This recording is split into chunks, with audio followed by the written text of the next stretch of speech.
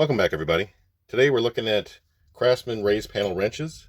I have 11 different Craftsman raised panel wrenches in front of me.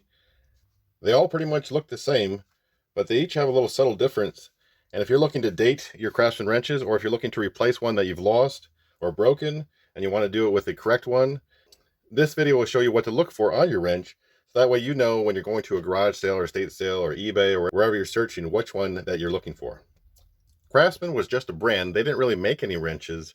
They started branding Craftsman tools, I believe, in the 1930s. In the 1940s, they came in with the raised panel design around 1945, and they did so because they wanted to have like a brand that everyone could recognize. So they wanted to make a design that year after year, they would basically copy that design. I believe this design is still carried over today, 75 years later. They stopped making them in the USA roughly 2008. So if we go back to the oldest one, it's going to be this 3/4 inch that I have here.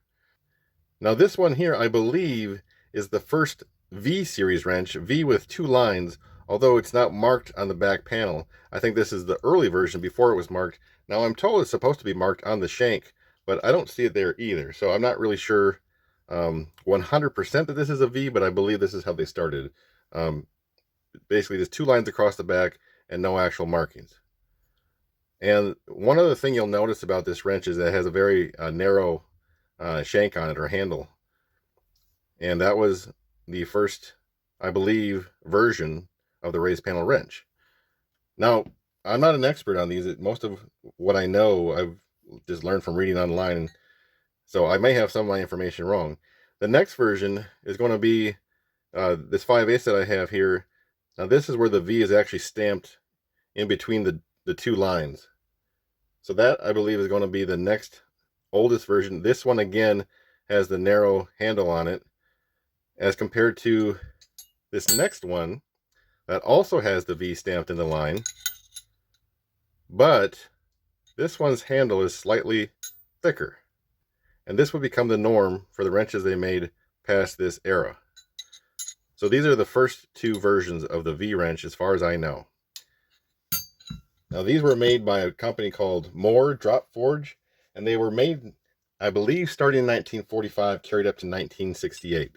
So if you have a V stamped wrench, it's at least from 1968 or older. Next we move up to a V with a single line through it, and this is the first time you'll see the part number included on the back of the wrench. This style wrench was made by Isco, and there's actually 2 versions of this wrench. I don't know if one's older than the other, if they made them side by side, but one factory didn't produce them quite the same, and that's going to be this one here, the V with the part number, but the front of it has no lines in the panel going across the word Craftsman like the other versions do. This is the only one that I know of that has no lines on the front. This version is a little bit harder to find when you're going through a stack of old wrenches. These are not very common. I mean, you're going to find them, but the ones with the V with the lines across the front panel are much more common. This V version was produced between 1969 and 1989.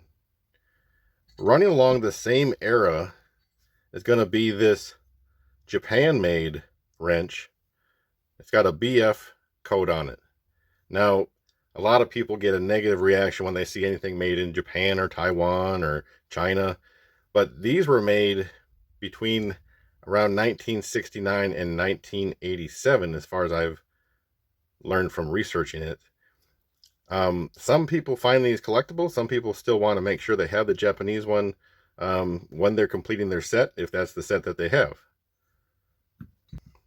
Moving on, we're going to step into 1982 to 1991. They had this E-code wrench that was made by Stanley.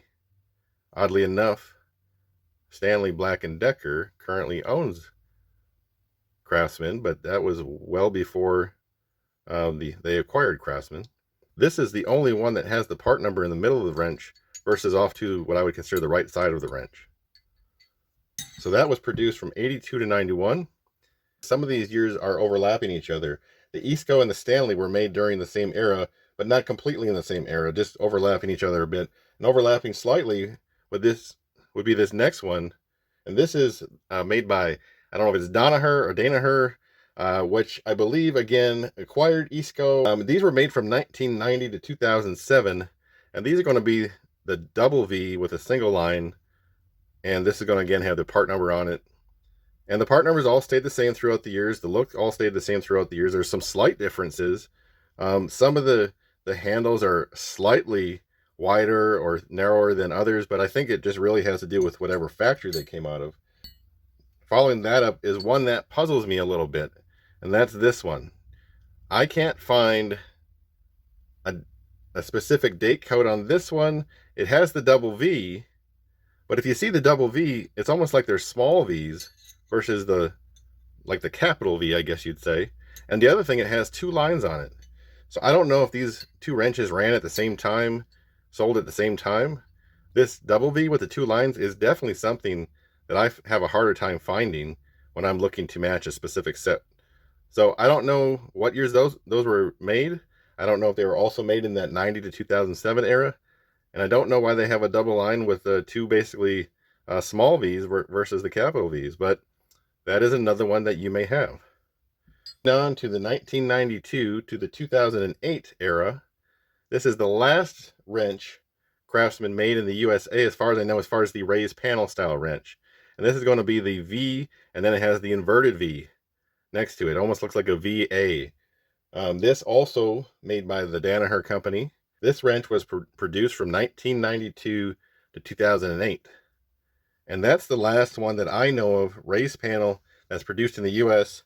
And then they moved over to China, and you wouldn't know it by looking at it because it looks exactly the same as the other one. But this is where they go to not having any sort of country on the back, not having the forged in the USA on the back, and having a part number like this A-AE. Now, if you see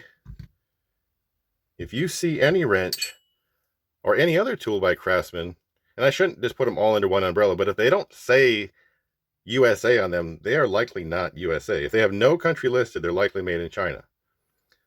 So this is what the wrenches are looking like. I believe they still make these today. So like I said, they've carried this pattern for over 75 years. So if you have a set and you're looking at keeping it matched, those are the different things you need to look for on your wrench set when you go out looking for a used one. Thank you for watching, and I'll see you on the next one.